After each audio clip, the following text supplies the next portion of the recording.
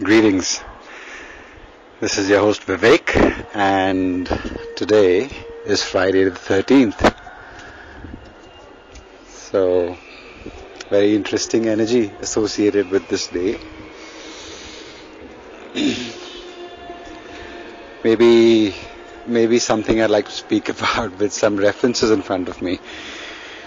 But the one that stands out and is worth paying attention to, especially once you dive into the deeper esoteric world of the true history of why we are where we are today, you find out that Jacques de Molay, who was the head of the Knights Templar in France, was burnt at the stake on Friday the 13th, and I forget the year, but I'm sure you can find out. It was sometime in the 17th century, I think. By the way, I hope this background noise is coming through.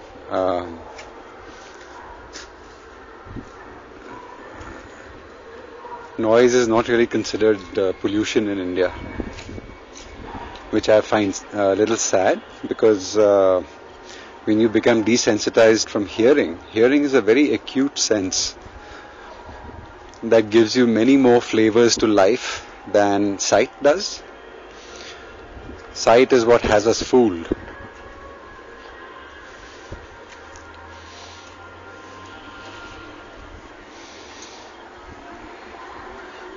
Sight looks at the cover most often and judges.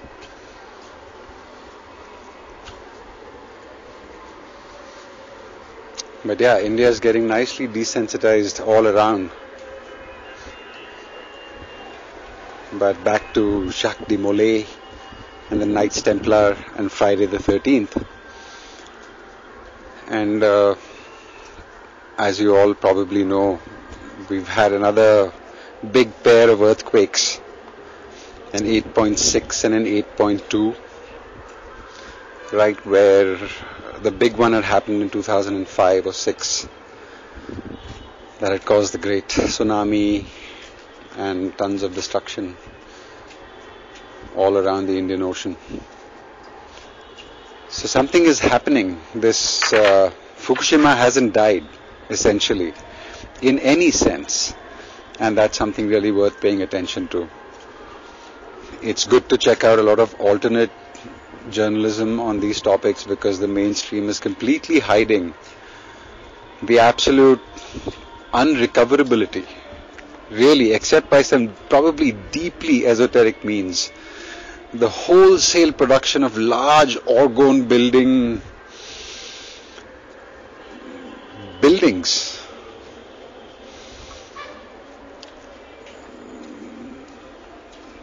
every kind of natural cure and not cure, what's the right word, cleansing agent that exists, rush to Japan. I mean, the whole focus needs to be on capping that, what is seemingly uncappable. And this really takes me back to something I spent a lot of time on, a lot of energy on, in both the anniversaries when they came by in these last 2 years, and you can see that on the blog, about what happened, what really happened on July 16th, 1945. The day the first official nuclear explosion happened, we basically entered a new dimension. Clearly, something that held that much energy behind it was a barrier, and a strong barrier. I mean, look at us, we're full of mass, we're E equals mc square, we don't go exploding like 1 trillion atomic bombs. That's a natural separation that we figured out. It's a very resonant reaction, by the way. It doesn't happen, you can't just go and explode a nuclear device anytime. There are alignments and there are positionings and places and stellar issues. It's really much deeper than what we've been told. Books have been written about this, by the way. I'm not making this up. And why certain dates, certain nuclear tests failed. It's not because the procedure followed was wrong, but the time and the place were wrong, and the people's intentions were wrong.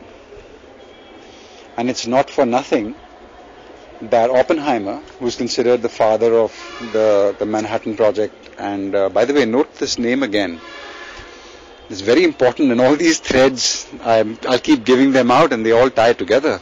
That the first atomic bomb was, the project's code name was the Manhattan Project, New York. New York, New York.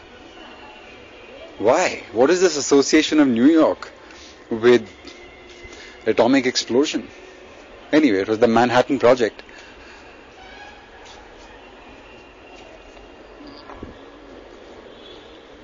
And Oppenheimer quoted the Bhagavad Gita, in which Krishna said that I have become death,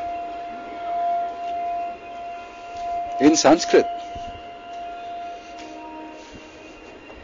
So it was clearly a pivotal moment, pivotal date, pivotal place. The place is called Truth and Consequences. Right next to the Trinity test ground, the area is called Truth and Consequences. So it wasn't just humanity reaching another level of destructive potential. It was far bigger than that. That was our Atlantis moment.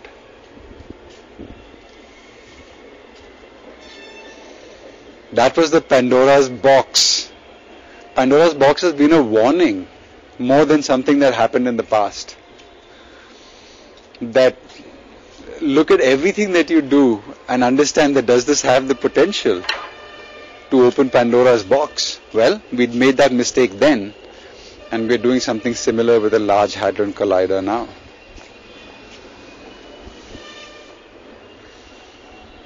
Now, are these unintended consequences?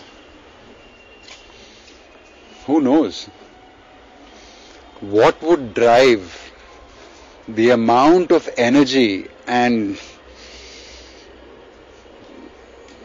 innovation and science and engineering as it was understood to go down to this? I mean, was it some history that was trying to repeat itself? There are known places around the world that seem to still have high signatures for long half-life isotopes. Here in India, there's a place called Hampi. Hampi looks like it's been completely nuked in certain places.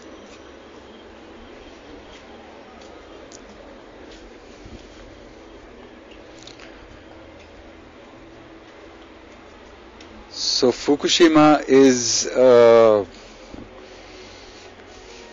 was an inevitability, especially given the fact that everything was placed on seismic zones in the US, and as it turns out even in Europe, the places where the major nuclear reactors are in Europe is hugely dependent on nuclear power. But let me pull the thread back to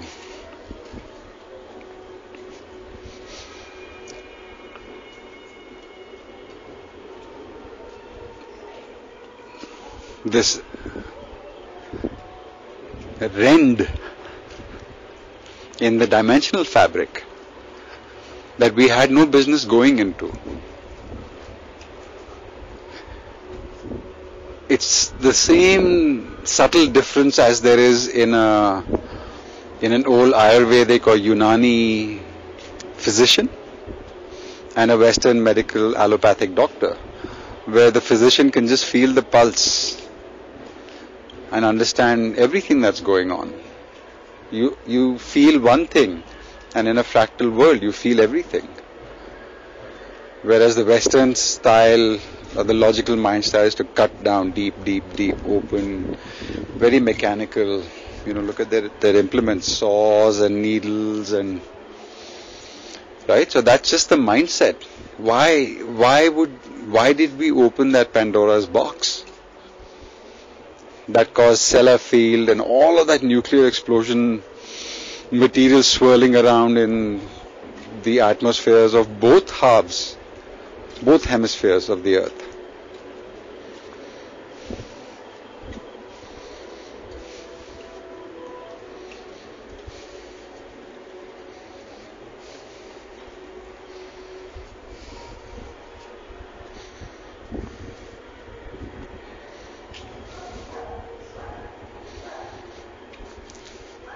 So we'll talk another time and another day, hopefully in conversation, about Friday the 13th and the Knights Templar, and where and how and why that whole stream of history, going way back.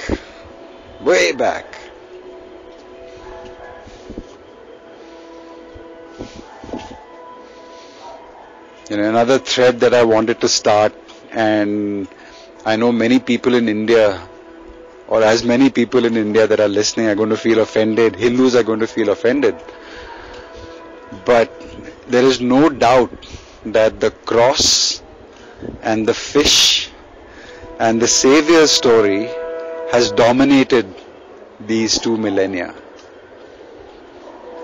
Christendom is the most powerful and prevalent voice and impact on a global scale than any other religion, and probably any other religion to date, because to date as in this go around, because basically the Vatican is the one that owned the first printing press. The Bibles were the Old Testament and then the New Testament. These were the first books really published and given out.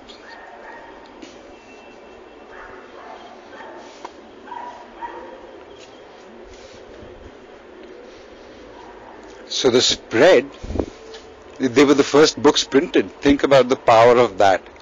They were the lead out into this, what's become a flood of printed material today. The one that has taken all this knowledge into everybody's hands, but not enough information.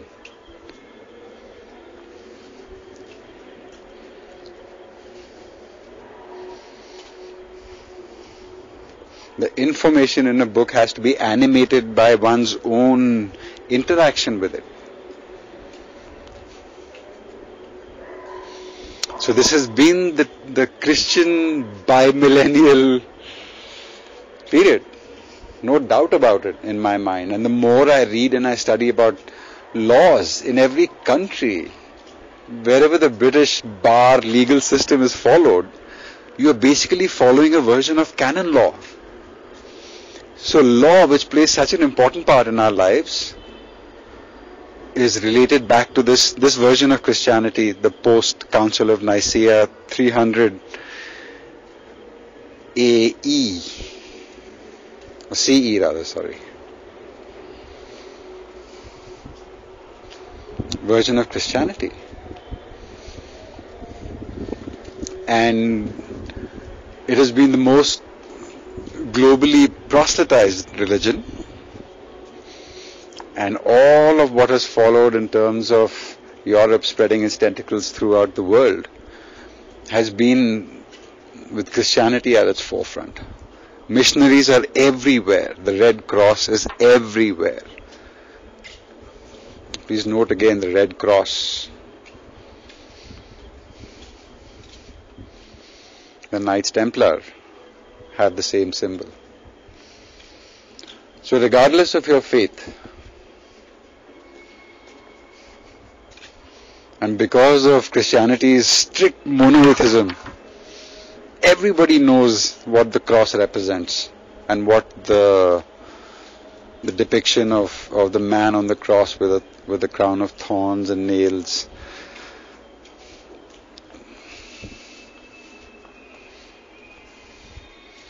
And so it's actually very important for all of us as we transition. The church is clearly having trouble, big trouble. Something big is up. There's a strange story about Pope John Paul II that's really worth reading. And further back, and again I don't want to do this without reference, but yeah, I've written about it on the blog. So we're coming to the end of the Christian age, and it has been a Christian age. And we, all of us who are, alive, awake and aware today, have all been influenced by this version of, actually I keep saying Christianity, I mean Catholicism. So please rewind that whole thing that I've said and just replace Catholicism, because it's been Catholicism, Roman Catholicism, not Christianity. And the two are as far apart as the widest chasm you can imagine. So it behooves us to study history from the Christian perspective, because they drove it. They have written or rewritten the histories. Remember, they brought the printing press. They controlled all of this. How, calligraphy and parchments and handwritten paper has completely fallen away as we've gone. All of us have moved to mechanical print. Now, regardless of what one feels about that loss, the fact still remains that we have lived, and we are living the last whatever time period is left. I actually happen to know what time period is left, but that's going to be the next discussion. It's a very fascinating thing when you think about it. This is the age of Pisces, the age of the fish. Very interesting that the fish is used as Jesus Christ's symbol. But I'm sure you all knew that. That's the Piscean, the Messiah of the Piscean age.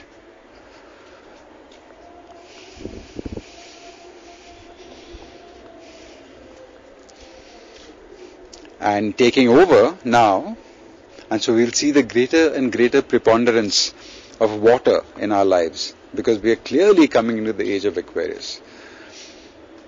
The biggest, most obvious available sign of that is the internet and our connectivity, the web. Water is a great example of a visibly alive, massively huge and massively interconnected body. So the web and its unfoldment over the last, officially 1991, so 21 years, has brought us here, where I am talking into my mobile phone's recording device on my terrace in Whitefield, Bengaluru. And it seems so far that I've been heard pretty much around the world. So water is going to play a larger and larger part in our lives. And because it's coming anew, it's not going to be smooth. Shortages, we're already seeing that. Droughts beyond known history. In Australia, in China, in India, in the US, Texas, the great Midwest, but Texas especially, Arizona, drought.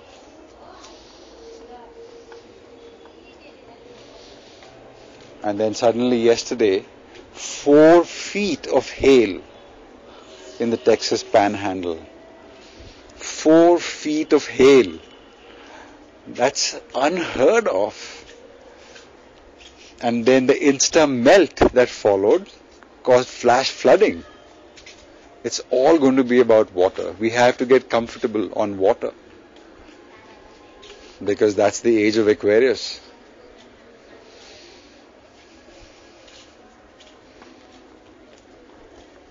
In the age of Pisces, or the fish, we were like creatures in the water. And now we have to evolve into the water itself.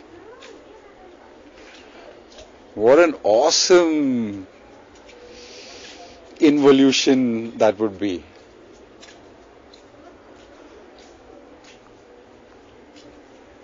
The strongest thing wears down anything.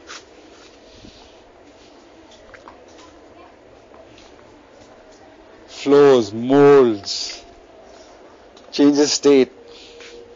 All the things we consider magical right now are all just natural to water.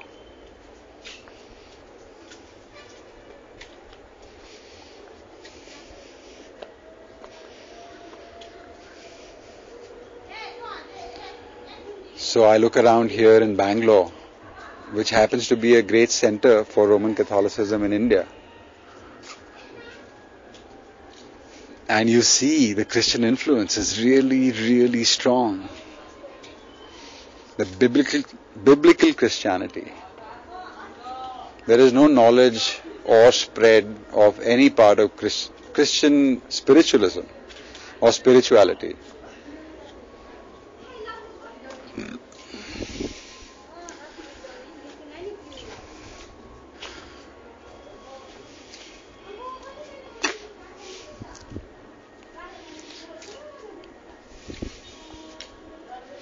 Another fascinating thing that I found out recently. Fascinating.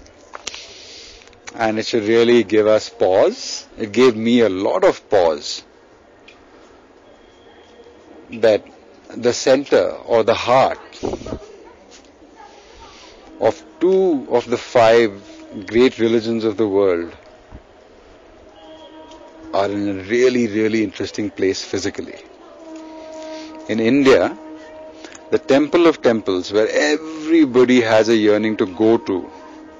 In India, Hinduism has a strong pilgrimage component to it, much like Christianity does, much like Islam does.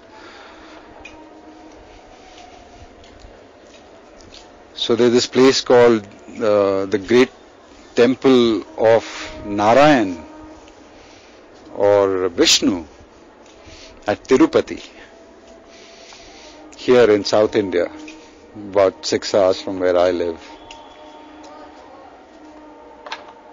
So Tirupati, Balaji, is called the Lord of the Seven Hills. This amazing temple, now terribly crowded, full of money-grubbing priests,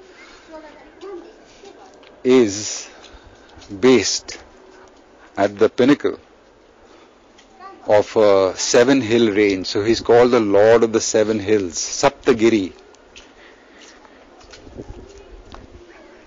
And the Vatican is on the 7 hills in Rome.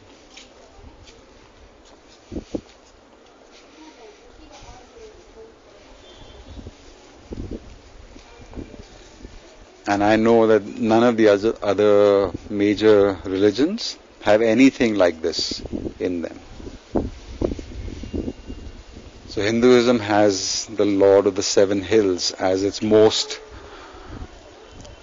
commonly worshipped deity. Everybody knows about Tirupati.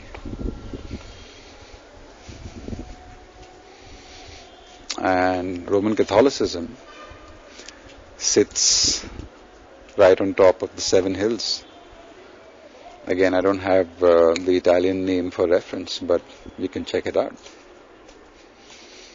And it's well known, by the way, even admitted by the Vatican itself, that it is built over a very ancient pagan worship ground. So Christianity and Hinduism are both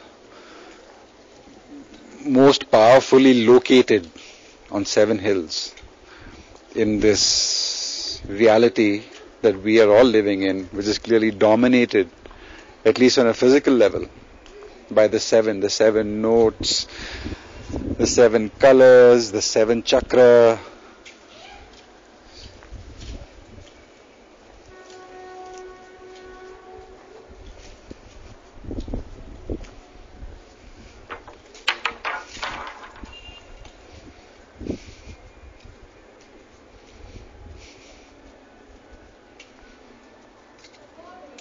So that's a fascinating axis for me to ponder.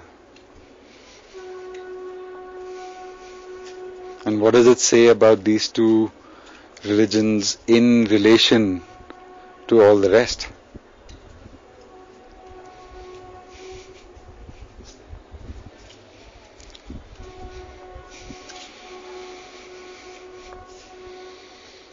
So, way above and beyond movies like Zeitgeist that gave a lot of good information. It's good to see what is the history of this milieu of which religion is suddenly becoming a very fanatical part. Where have they come from? Where is the symbols and the symbology of these religions from? My Hindu brothers and sisters, ask yourselves, what is this great mark of Vishnu on the forehead? What is the great mark of Shiv on this forehead? Why is one the V with the red tilak in the middle, and why is one with 3 lines across? What is the meaning of 3 lines across? What are the 3 threads that are tied into the Janeyu of a Brahmin? What are all these symbols that completely dominate our lives? You show an uneducated person a symbol for an element, they probably won't know what you're talking about. You draw the V with the red tilak and he'll say Vishnu.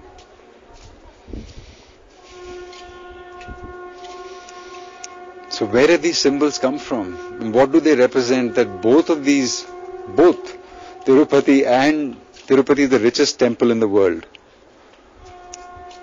And that's known. And the Vatican is probably far richer, but doesn't make its books public. Unlike this temple, which has to.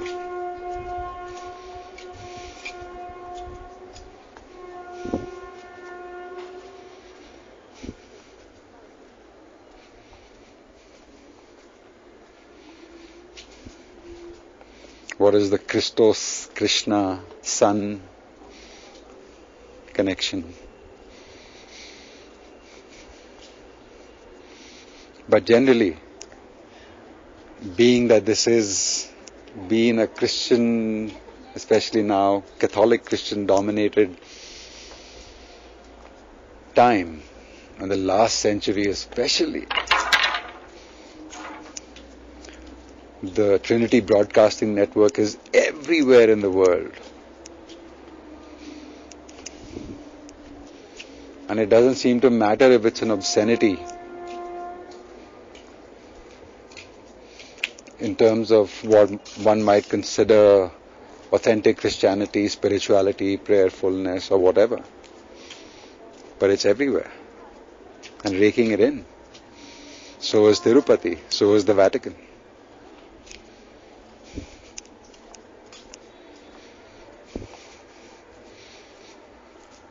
So this is a very root system that we need to unplug ourselves from.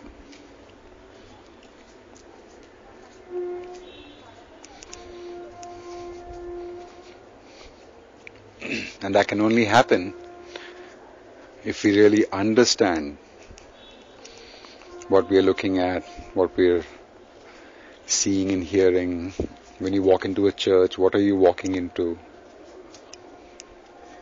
What is this wafer and blood and wine and body? Why does it happen where it does in the church?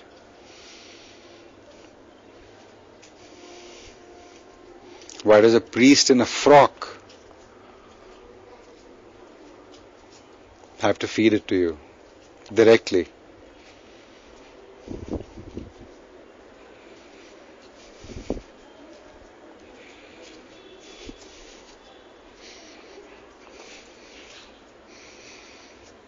And again, it's good for all of us to know these things. And I understand that I'm throwing out a lot of questions, but I think that's much better than giving the version of the answer that I've seen. It's really good to ask these questions. It's a symbol-dominated life. And because of their longevity, there's no more powerful symbology than religious symbology. Spirituality's symbology is much more ethereal, often more complex, like the alchemists and the Sufis and the tantrics and the yantrics.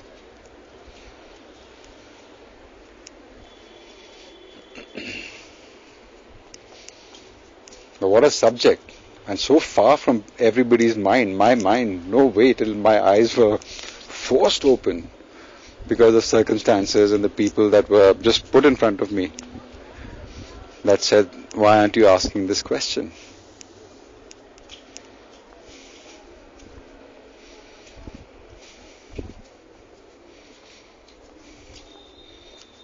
And why are we all of us, regardless of the great 5 religions, background, they are all infested with violence.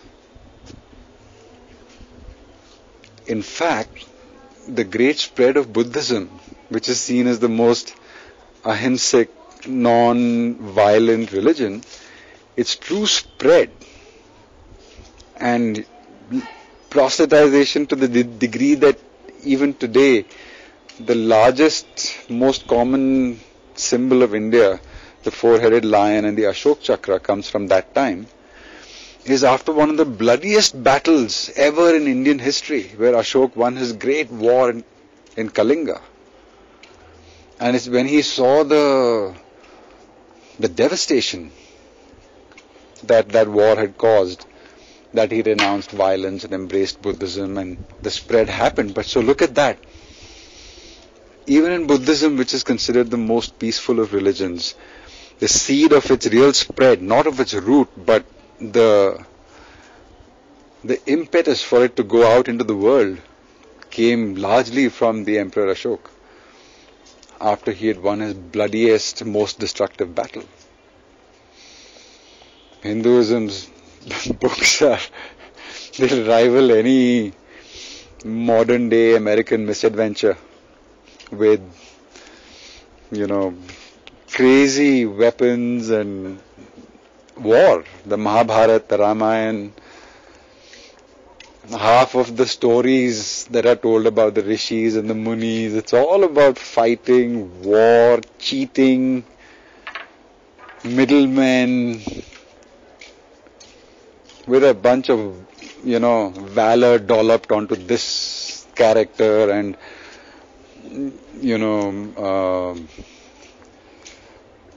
whatever. I can't even think of these great characteristics. Only battle and therefore valor is coming to mind, because that is all that they really made the biggest of. The greatest warriors were the centerpieces, the gods. Is it any surprise that we have finally come to this place where, at least in the cities, it feels like there's a war on? So I feel that this is a time of great disconnection from the past, and it's a very difficult task, to be honest, because essentially you're giving up crutches.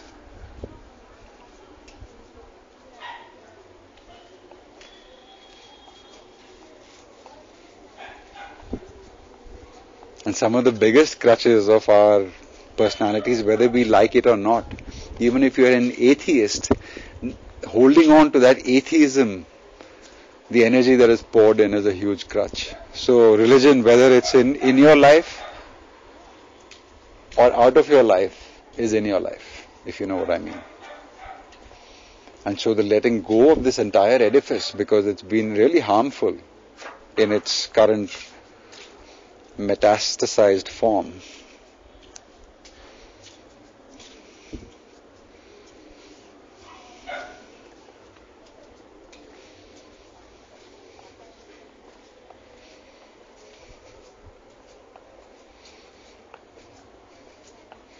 And all of this disconnection means back to ourselves. Or at least the beginning of the getting back to ourselves.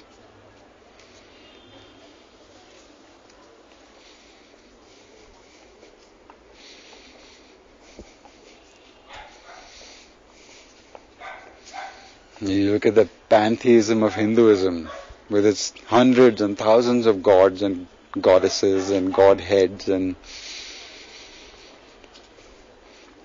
if you buy the premise that there is a singularity coming, a singularity effectively collapses choice completely.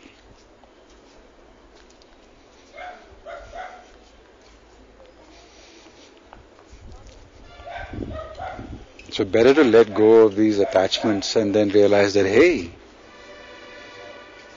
I'm doing pretty well actually without that weight. I'm finding new ways to walk.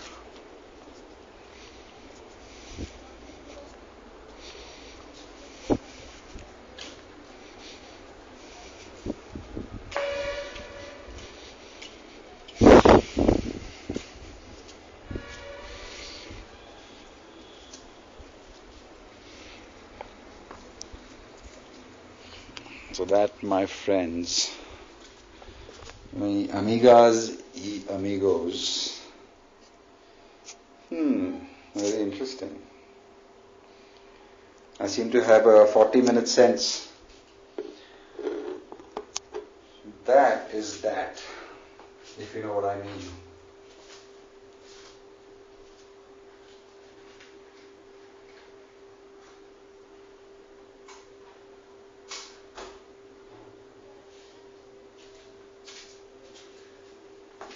I understand that it's a lot of threads, but it takes a lot of threads to make a big strong weave, and that is the intention. So without further ado, thank you for your time. Thank you all for your wonderful comments to my last podcast. Now, I've realized that I can do this a lot, and that's never a good idea. So, you don't have to tell me, but I guess I'll figure out how often I can hold your attention.